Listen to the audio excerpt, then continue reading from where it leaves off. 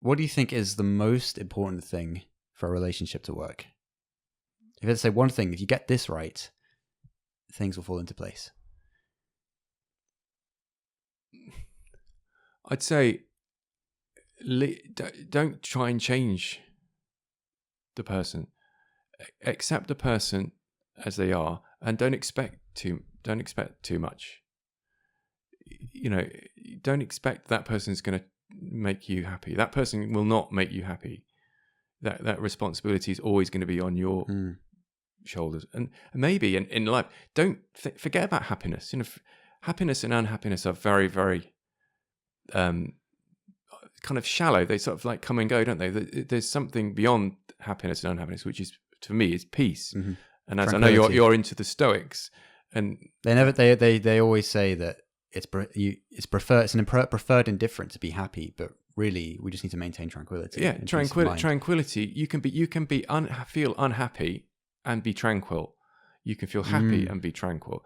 And tranquility in love, if you find somebody that is interested in that being their goal, which is, should we have a goal? If you're a Buddhist, a goal is something that's projected into the future, but it's about living in the moment and being as peaceful as possible. It doesn't mean you're always going to be peaceful, because, as Eckhart Tolle describes it, as a pain body or an ego. We've all got one, but it's about knowing how to not allow your pain body or your ego to destroy your relationship, and being in a situation where if one person fucks up and behaves badly, and God knows I've done that, you're with somebody that will go, yeah, that's not them. That's just their negative energy that they've had nurturing for a while, their ego, and then you do the same for them.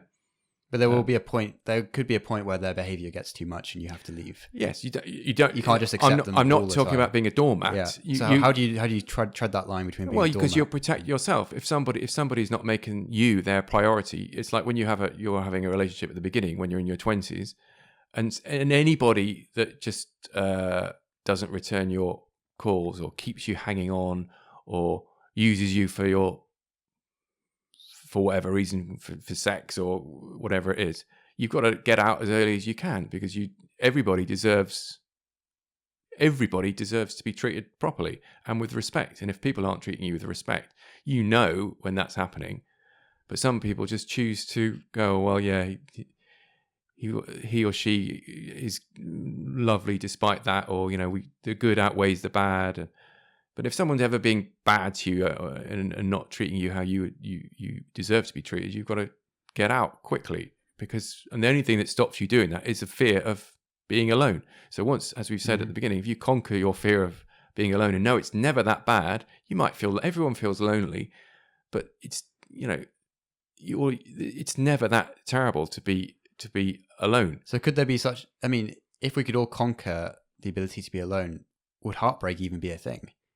I think you could be sad, because it's, you could have a fantastic relationship with someone, and then that person goes, well, I just want to move on now. I'd rather have some freedom. And of course that could be deeply sad, because you invest in a lot of time in getting to know somebody, and then I've never had my heart completely broken like that, I have to say. So again, I'm not speaking from experience, but I've seen it, and I can see it's it's like a grief, isn't it? It's like a death. But if you're in a relationship and neither of you, and both of you are perfectly okay, you can be independent but love. I think that is possible. But if one person's too dependent on the other, it becomes unappealing for both parties, doesn't it? So learning to be okay walking alone, I think that's a prerequisite for a.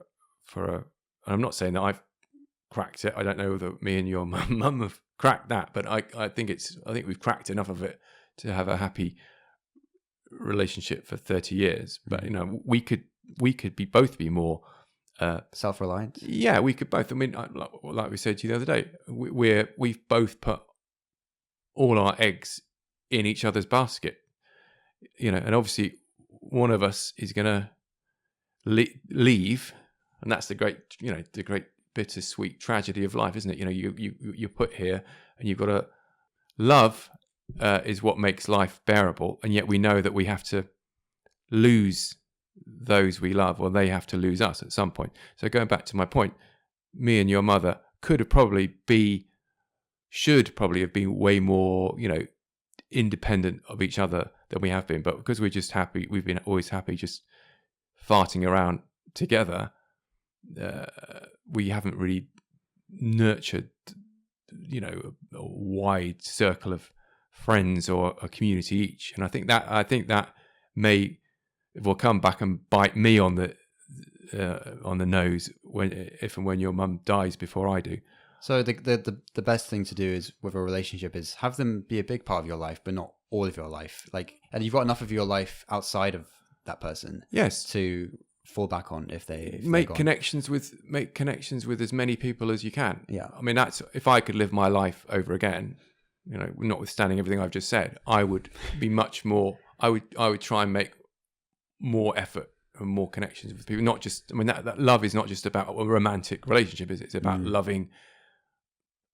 Neighbor. Trying to love everybody, everyone that you see, be loving on a moment-to-moment basis. That's the ideal, isn't it? I mean, I'm an intolerant old fart, but I know that's how I should be, and I try to be. But and I think if this is primarily aimed at younger people, that is a fantastic way to live, and then everything will follow from that. I believe, if you're peaceful and kind and loving.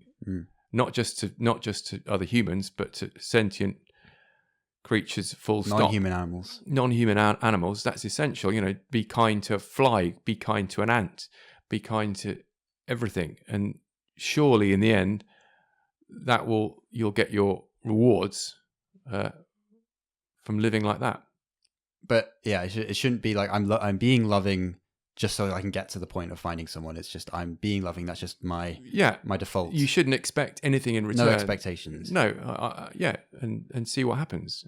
Certainly, you've got more chance of finding someone with whom you can share your life in a happy way, even if it's 5 years, 10 years, 50 years. If your goal is tranquility and kindness, I think it's that simple. Mm-hmm. And those things come from being present. Those things naturally flow out of living as present as you can.